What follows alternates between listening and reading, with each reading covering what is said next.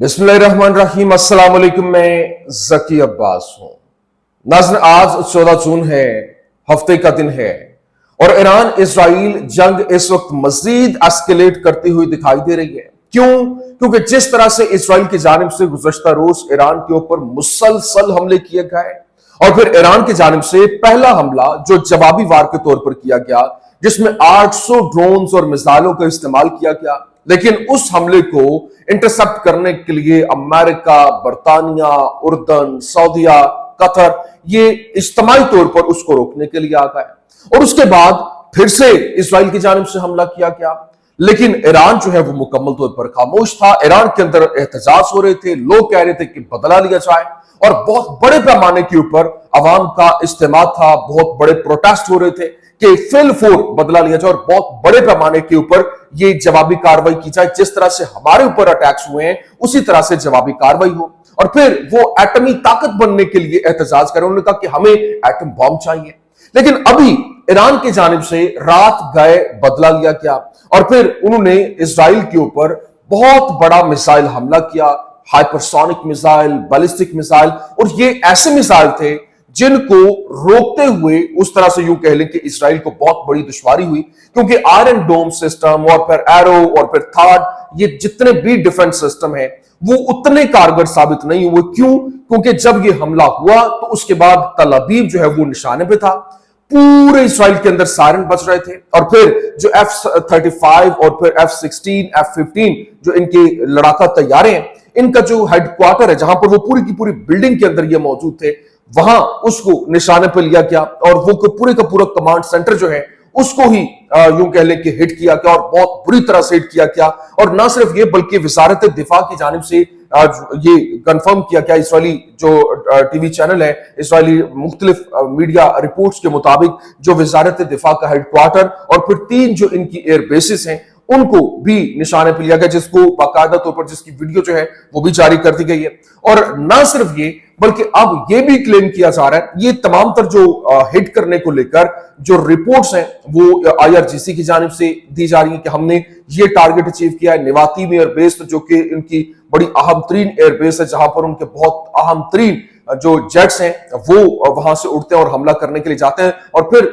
जो F-35 और F-16 लड़ाका तैयारों को मार गिराने के हवाले से जो ईरान की जानिब से क्लेम किया गया है। और अभी यह भी खबर सामने आ रही कि डायरेक्टर इंटेलिजेंस और जो नेवल कमांडर है उसको लेकर उसकी हलाकतों की खबर जो है वो सामने आ रही है, जिसके बाद इसराइल में इस वक्त यूं कह लें कि सफ़े मातम बिछी हुई है। भरपूर तरीके से यूं कह लें कि अवाम सीख पा है और वो वीडियोस बना रहे थे, उनको ये लग रहा था कि ये मिसाइल आ रहे हैं और हमारा जो डिफेंस सिस्टम है वो उन्हें रोक लेगा। लेकिन जो वो देखते देखते उनके सामने बिल्कुल वहां पर उनके घर के ऊपर उनके आगे गिर रहे थे। ये क्या तमाम तक डिटेल्स हैं, कैसे ये हिट किया गया और फिर इजराइल क्या क्लेम कर रहा है और जो नेतन्याहू की जानिब से खिताब किया गया और उसने ये कहा कि अब जो ईरान के लिए आने जा रहा है वो इससे बहुत ज्यादा वर्स्ट है। वो अभी आप सब देखेंगे कि कितना बड़ा जो है वो बहुत बड़े पैमाने के ऊपर जो है वो तबाही होगी। लेकिन यहां पर रूस जो है वो मीडिएशन के लिए मैदान में आ चुका है। उसने ईरान के साथ भी राब्ता किया और उनको कन्विंस करने की कोशिश की, फिर उसने भरपूर तरीके से इजरायली हमले को कंडेम भी किया, लेकिन साथ ही साथ उसने बाकायदा तौर पर यूएन को और अब खुद से ईरानी वजीर आजम और फिर ईरानी प्रेसिडेंट के साथ राब्ता करते हुए और फिर इजरायली वजीर आजम से राब्ता करते हुए उसने इस तमाम तर सिनेरियो को काउंटर करने के लिए और जंग को खत्म करने के लिए किरदार अदा करने की ऑफर भी की। लेकिन ये जो ईरान की जानिब से हमला हुआ है उसका इंपैक्ट या ये तमाम तर डिटेल्स वन बाय वन आपके सामने रखते हैं। अच्छा नाज़रीन, सबसे पहले तो मैं आपको बता दूं, देखिए अल जज़ीरा ने रिपोर्ट किया और बताया कि इजराइल का ख्याल था कि ईरान पर जो हमला करने के बाद वो किसी भी मुमकिन रद्द-ए-अमल को रोक सकता है और ये गलत जो है वो मफरूजा था, बल्कि उनकी एक मिसकैलकुलेशन जो है वो साबित हुई, स्ट्रेटेजिक मिसकैलकुलेशन का ये बायस बना और ईरान की जानिब से जो ट्रू प्रॉमिस 3 जो ऑपरेशन है वो लॉन्च किया गया। और उन्होंने अपने बयान नंबर 2 के अंदर जो उनके पासदारान इनकलाब इस्लामी के ताल्लुकात आमा से बयान नंबर 2 जारी किया कि उन्होंने कहा कि हमने इन फौजी मराकज और फिजाई अड्डों को निशाना बनाया जहां से हमारे मुल्क के खिलाफ इजरायली जारहियत शुरू की गई थी। यह ऑपरेशन मिसाइलों और ड्रोन्स का इस्तेमाल करते हुए स्मार्ट और आला दुरुस्तगी के निजाम के जरिए किया गया। हमने फौजी सनती मराकज को निशाना बनाया जो साहूनी हुकूमत की फौज मिसाइलों की तैयारी के लिए इस्तेमाल करती है। लेकिन अभी ईरानी मिसाइलों ने इसराइल के अहम तरीन फिजाई अड्डों को निशाना बनाया, जिसमें 3 جو فضائی اڈے جس میں شمال میں رامات ڈیوڈ جو فضائی اڈا ہے, پھر مرکز کے اندر جو سینٹرل پاماچیم جو ان کا فضائی اڈا ہے, جنوب میں نیویگیو کے اندر نواتیم ایئر بیس ہے. یہ 3 جو ایئر بیسز ہیں ان کو نشانہ پہ لیا گیا. پھر یہاں پر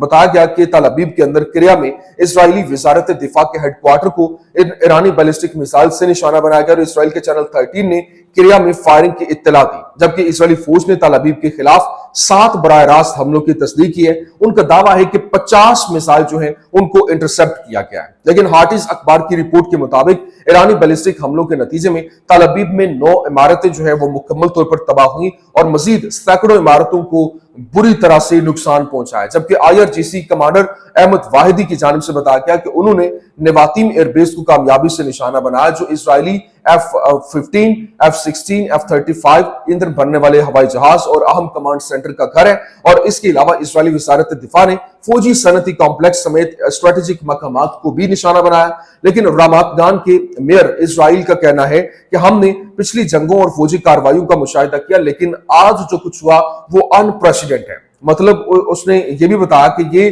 ہماری تاریخ میں ایسا کبھی نہیں ہوا. لیکن ایران نے جن علاقوں کو نشانہ بنایا ہے ان میں سے ایک تل ابیب ہے, اسرائیل میں کریا ہے جسے اسرائیلی وزارت دفاع کے نام سے جانا چاہتا ہے, اور یہ پینٹاگون جس طرح سے امریکہ کا پینٹاگون ہے بالکل اسی طرح سے کریا کا اسرائیل کا ورژن ہے. کریا جو یوں کہہ لیں جہاں پہ ان کا وزارت دفاع ہے, یہ اسرائیل کا پینٹاگون ورژن ہے. لیکن ابھی ایرانی بیلسٹک میزائل حملوں کی یہ جو لہر ہے وسطی تل ابیب کے اندر سلسلہ بھر دھماکوں پر جو ہے وہ بیس کر رہی ہے, اور مزید برآں اسرائیلی میڈیا محتاط انداز میں کسی خاص اسٹریٹجک تنصیب پر شدید حملے کی اطلاع بھی دے رہا ہے. لیکن الجزیرہ رپورٹ کر رہا ہے کہ اسرائیل ایران کی جانب سے مسلسل میزائل حملوں کے اخراجات اور نتائج جو ہے وہ برداشت نہیں کر سکے گا. اور اسرائیلی میڈیا نے تصدیق کی ہے کہ ایرانی میزائل نے اسٹریٹجک تنصیب کو نشانہ بنایا, اور اسرائیل کے چند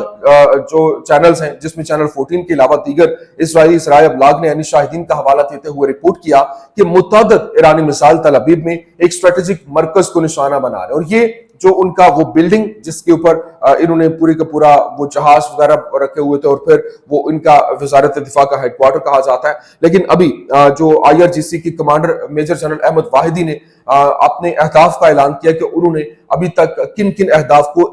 اس پہلے حملے کے اندر جو ہے وہ ہٹ کیا, جس میں انہوں نے باقاعدہ طور پر بتایا کہ انہوں نے نواتیم ایئر بیس, F-35, F-16 اور F-15 فائٹر جیٹس کے, اور اس کے علاوہ جو ہیوی فیول ٹینکرز ہیں اور کمانڈ اینڈ کنٹرول سینٹرز ہیں, الیکٹرانک وارفیئر سینٹرز ہیں, اور پھر منسٹری آف وار اور منسٹری انڈسٹریل سینٹر جو ہیں ان کو نشانے پہ لیا ہے. لیکن یہاں پر جو اسرائیلی فوج کی جانب سے جو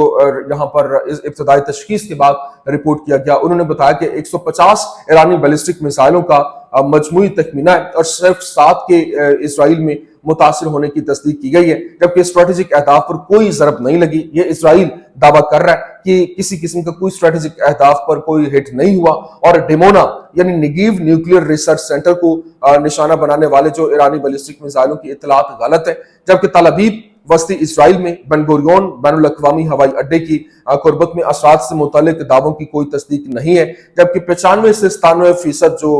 وہاں پر مداخلت ہے اس کی شرح جو ہے اس کو انہوں نے کامیاب طور پر انٹرسپٹ کر لیا ہے. یہ اسرائیلی ورژن ہے, یہ اسرائیل جو ہے وہ رپورٹ کر رہی ہے, اسرائیلی فوج جو ہے وہ رپورٹ کر رہی ہے. لیکن ابھی جو ایران نے تل ابیب میں جو بنیادی ڈھانچہ ہے عمارتوں کا, جہاں پر وہ ایک پوری کا پورا انفراسٹرکچر بتایا جاتا ہے کہ جو اسرائیل کے اندر F-35 طیاروں اور آبدوزوں کو ذخیرہ کرنے کے لیے استعمال کیے جاتے ہیں, ان کو ہٹ کیا, اور بلو پرنٹس پہ یہ سب کچھ بے نقاب کرتے ہوئے وہ اعلان بھی کر رہے ہیں. لیکن ابھی ایران کا جو اسرائیل کو جواب ہے وہ آپریشن ٹرو پرومس 3, جس میں فاکس نیوز نے تصدیق کی ہے کہ تل ابیب میں ایرانی میزائل کا نشانہ بننے والی عمارت اسرائیلی وزارت دفاع کے ہیڈ کوارٹر کریا کمپلیکس کا حصہ ہے, اور ایک بڑی عمارت مکمل طور پر تباہ ہو گئی ہے, اور دوسرا میزائل وزارت سے محض چند میٹر کے فاصلے پر گرا, اور مجموعی طور پر کم از کم 9 عمارتیں جو ہیں وہ ہٹ ہوئی ہیں, اور کم از کم مطلب وہ مکمل طور پر یوں کہہ لیں کہ تباہ ہوئی ہیں, اور کم از کم 2 اسرائیلی ہلاک اور 60 سے زائد زخمی ہوئے. دوسری جگہ سخنین لوئر گلیلی میں